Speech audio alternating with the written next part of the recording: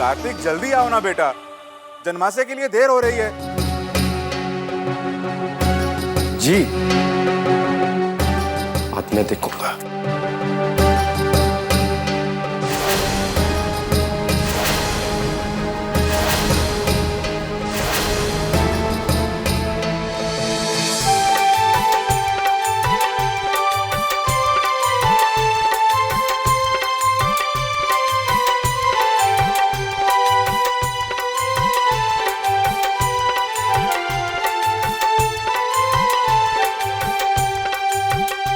हम 21,000 से कम नहीं लेंगे। क्या?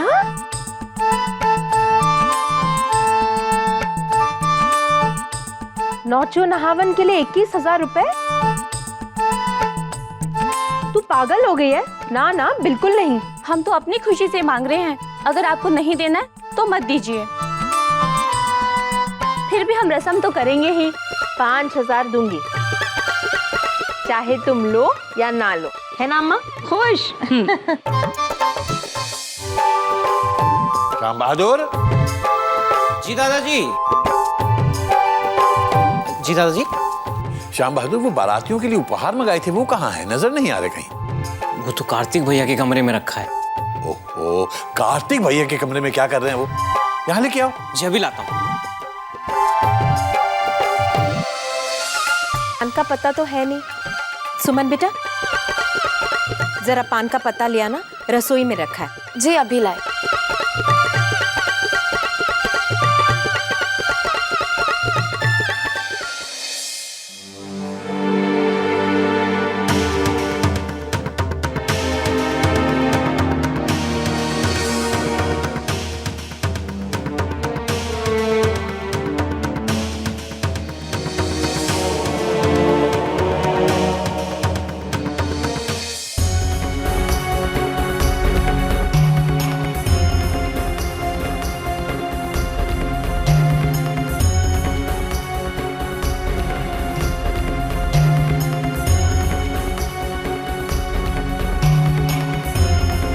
बस इतना ही है दादाजी।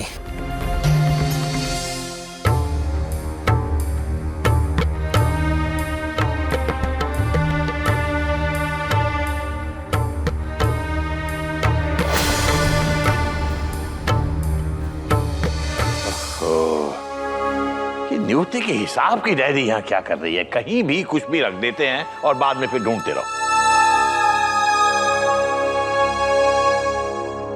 देखो तो कुछ हिसाब किताब सही लिखा भी है या?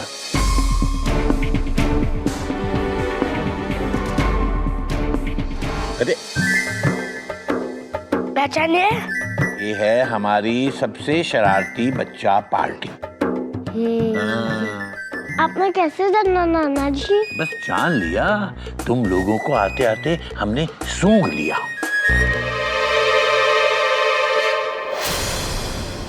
सुबह सुबह शरारत शुरू हो गई ना?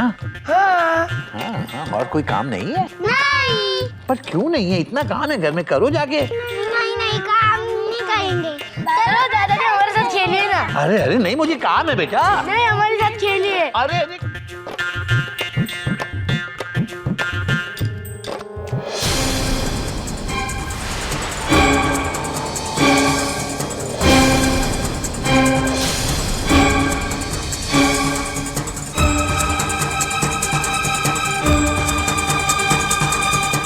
भगवान, कहीं डायरी दादाजी के हाथ लग गई तो?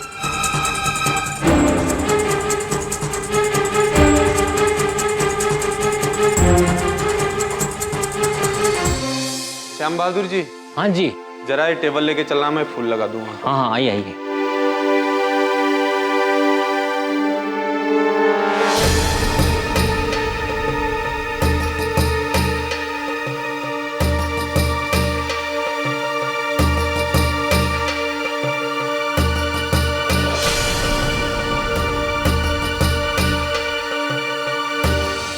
कंचन बेटा, वो वर का पानी ले आना, वहाँ भगवान के पास रखा है।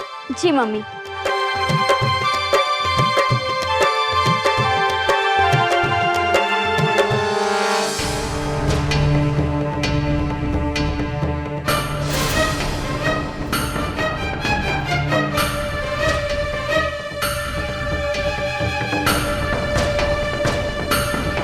Good morning.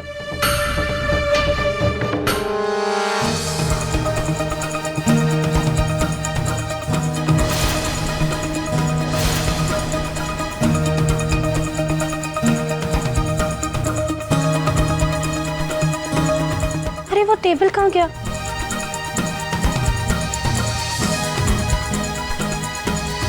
सुमन, सुमन बेटा। जी माँ आए।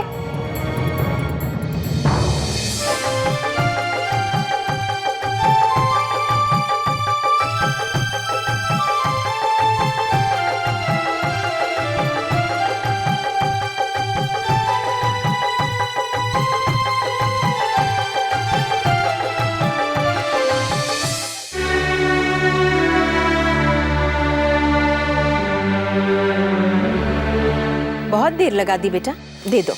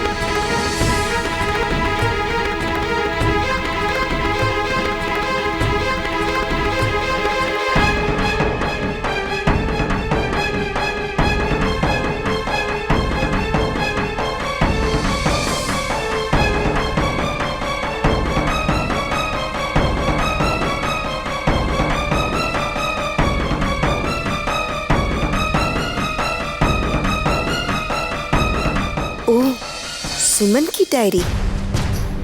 इसमें तो बहुत सारे राज होंगे, पढ़ने में मजा आएगा।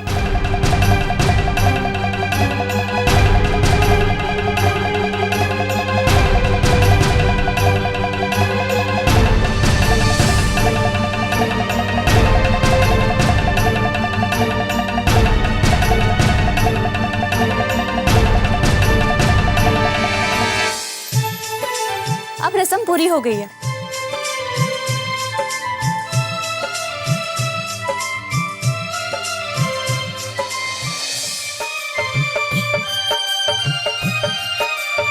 श्याम बहादुर, जी दादी माँ। आम की सूखी लकड़ियां आई कि नहीं? अरे अरे बाहर कुछ कुर्सियां कम पड़ी थी, देख लगी कि नहीं? जी बिल्कुल। कैसे कर?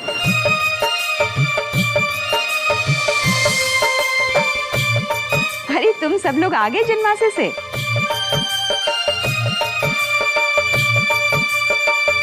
बेटा सब ठीक रहा ना? किसी तरह की तकलीफ तो नहीं हुई? अरे माँ, जब मैं खुद वहां गया था सारा इंतजाम देखने, तो कोई दिक्कत कैसे हो सकती थी? बाराती हमारे स्वागत सत्कार से बहुत खुश हैं माँ। त्रिभुवन, यहाँ की तैयारी कैसी है? यहाँ का इंतजाम भी तो मैं ही देख रहा हूँ ना माँ, यहाँ दिक्कत कैसे हो सकती है? त्रिभुवन, यहाँ की सजावट अभी तक बाकी है। बस बहुत जल्दी पूरी होने वाली है माँ। अभी तक पूरी हो जानी चाहिए थी त्रिभुवन। और भोज की तैयारी कैसी चल रही है? अम्मा, 100-200 लोग ज्यादा भी आएंगे ना तो कम नहीं पड़ेगा। मैंने 5 हलवाई और 15 मजदूर और मंगवा लिए हैं। आप निश्चिंत रहिए अम्मा। चंद्रिका जी, हम त्रिभुवन से बात कर रहे हैं। पिताजी बात दरअसल लोगों को उनकी हद समझा दो त्रिभुवन।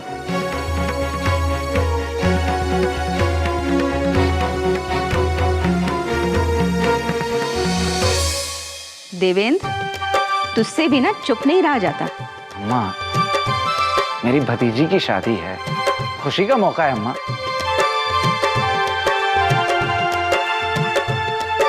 चलो तुम लोग आराम करो। हाँ जी। बहू जरा आओ मेरे साथ। आ जाओ।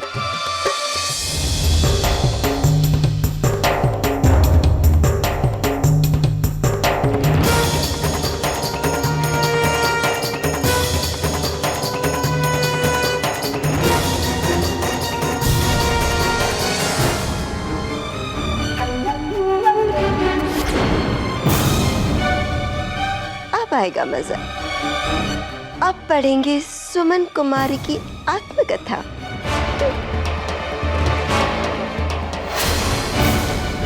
देखते हैं क्या लिखा है। पहला पन्ना। हॉस्टल का आज पहला दिन। ऐसे लग रहा है जैसे मैं एक नई दुनिया में आ गई हूँ। एक ऐसी दुनिया जो मैंने सपने में भी नहीं सोची थी।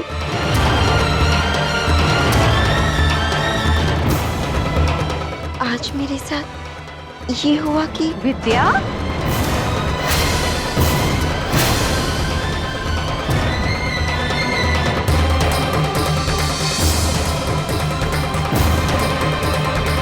अरे वहां पर इतना काम पड़ा हुआ है और तू यहाँ आराम से बैठ के किताब पढ़ रही है और नौ छू नहावन की रस्म अधूरी छोड़ के आ गई बिना नेक दिए। उफ़ो अम्मा, इस घर में ना मेरे बिना तो कोई काम होता ही नहीं है ना। अरे बिटिया, तू पिंकी की बुआ है, तेरे बगैर कोई भी रस्म कैसे पूरी हो सकती है? और रस्म पूरी होने के बाद तुझे नेक भी तो मिलता है ना, है ना? चल आप चलिए ना, मैं पैसे लेकर आती हूँ। जल्दी आना। हाँ अभी आई। पैसे लाना मत भूलना।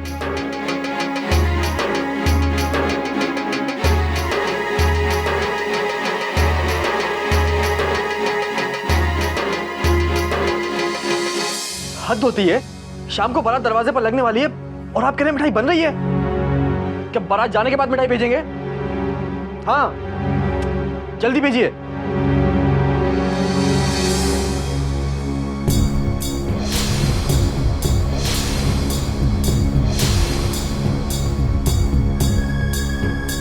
अब रहने भी दो करण। बहुत हो गया तुम्हारा ये गुस्सा। ये हमेशा हमारा तुम्हें तुम्हारे पास आके मनाना, प्यार के दो बोल सुनने को तरसना। लेकिन अब बस, अब हमने फैसला कर लिया है। अब से ये सब खेल खत्म। हाँ तो ठीक है ना, इसमें इतना सोचने विचारने वाली क्या बात है? खत्म हो गया। हाँ हाँ, इसमें इतने सोचने वाली कौन सी बात है? सोचना तो हमारे माता पिता को है ना? मतलब अब तुम इसीलिए मुझसे चिढ़ते हो ना, क्योंकि हमारा तुम पे कोई हक नहीं है। इसीलिए हमने फैसला कर लिया है कि पिंकी की शादी खत्म होते ही हम घर लौट के माँ को सब कुछ साफ साफ बता देंगे कि तुम हमें पसंद हो और हम तुमसे शादी करना चाहते हैं। क्या क्या क्या कहा तुमने? फिर से कहना। हाँ, और वैसे भी हम दोनों की शादी को इस घर में कोई मना नहीं करेगा। बस जल्दी से तुम्हारी बीवी बन जाने दो, फिर देखती हूँ कैसे पीछा छुड़ाते हो तुम मुझसे। तुमको तो मैं सुधार के ही दम लूंगी, क्योंकि तब तुम पे हक जताने का लाइसेंस जो मिल जाएगा मुझे। चुप।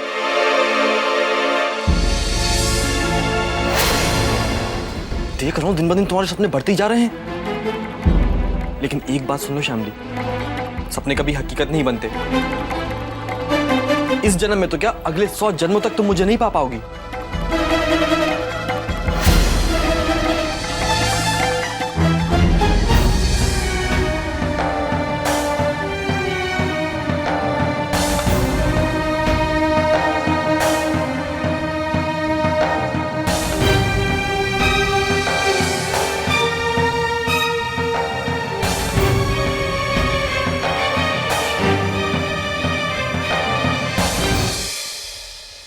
क्या बात है शामली? कुछ नहीं भैया। रुको।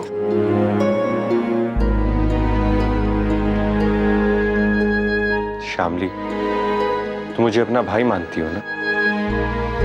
जी भैया। तो फिर बताओ, क्या बात है? क्या चल रहा है तुम्हारे और करण के बीच? कुछ नहीं, कुछ भी तो नहीं भैया। क्यों ऐसा चुप चुप गुमसुम चिड़चिड़ा सा हो गया? अरे अगर तुम दोनों के बीच में कुछ है तो मुझे बताओ, मैं खुद माँ से तुम्हारे रिश्ते की बात करूंगा। मैं तो आज तक यही सपना देख के जी रही थी कि करण और मेरी शादी होगी। मैंने बचपन से लेके आज तक उसी को अपने सपनों का राजकुमार माना है, लेकिन वो तो मुझे चाहता ही नहीं है भैया। आज मेरा सपना सच में टूट चुका है और मेरी वजह से वो चिड़चिड़ा नहीं बना है भैया। हमारे बीच में तो ऐसा कुछ है ही नहीं।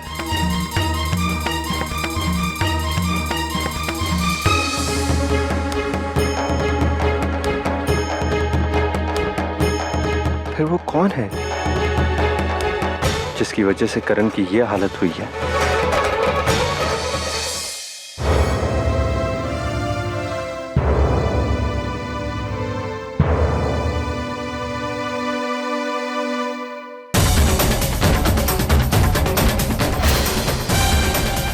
अरे सुमन की डायरी।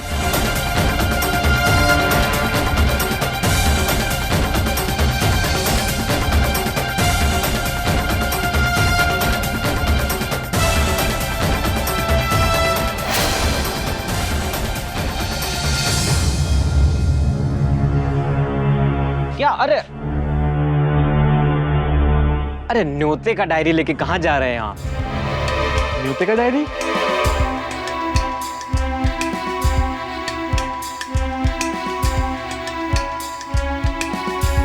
तो न्योते की डायरी है। अरे तो क्या कोई और डायरी ढूंढ रहे थे? बिल्कुल ऐसे ही एक डायरी है, सुमन के कमरे में थी। याद है कल जब तुम मुझे सुमन के कमरे में बुलाने आए थे, उस वक्त वो डायरी वहीं थी, फिर पता नहीं कहाँ गायब हो गई। हाँ, याद आया। आप सुमन दीदी के कमरे में कुछ ढूंढ रहे थे, वही डायरी थी ना? क्या ऐसा उस डायरी में करण भैया है? तुमसे मतलब?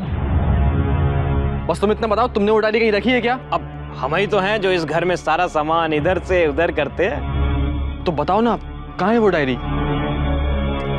करण भैया सैकड़ों सामान यहाँ से वहाँ रखते हैं, अब एक एक का हिसाब थोड़ी रखेंगे कौन सी चीज कहाँ रखी, हमें याद नहीं आ रहा। श्याम बहादुर, जोर डालो अपने दिमाग पे और सोचो, कहाँ है वो डायरी? हाँ हाँ, एक मिनट।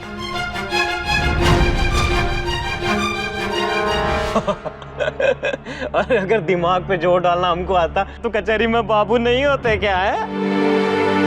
देखिए, फिर भी हम आपके लिए अपने दिमाग पे जोर जरूर डालेंगे और याद आएगा तो हम जरूर बता देंगे। और सुन, अगर डायरी मिल जाए तो सिर्फ बताने नहीं आना, डायरी लेकर आना, समझे? हाँ हाँ हाँ, अब हमें बहुत काम पड़ा है, अब जाने भी दीजिए ना। ये लो और जाओ यहाँ से।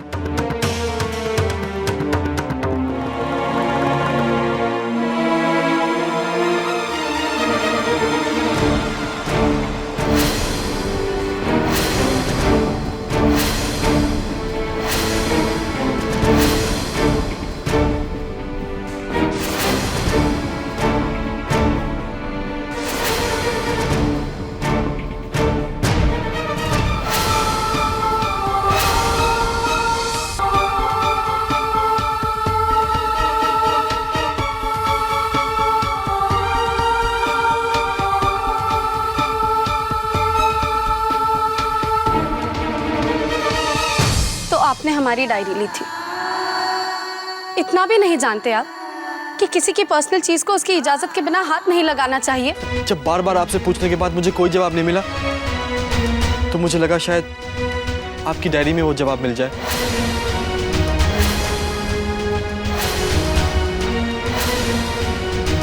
और इसके लिए आप अपनी मर्यादा भी भूल गए। अब आप जो कहिए। हाँ, मैं स्वार्थी हो गया था,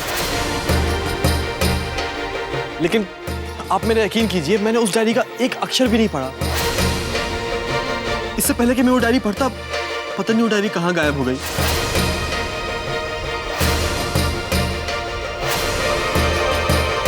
और सच में मैं बहुत शर्मिंदा हूं कि मेरी वजह से आपको दुख हो रहा है। मुझे माफ कर दीजिए, मैं बहुत शर्मिंदा हूं।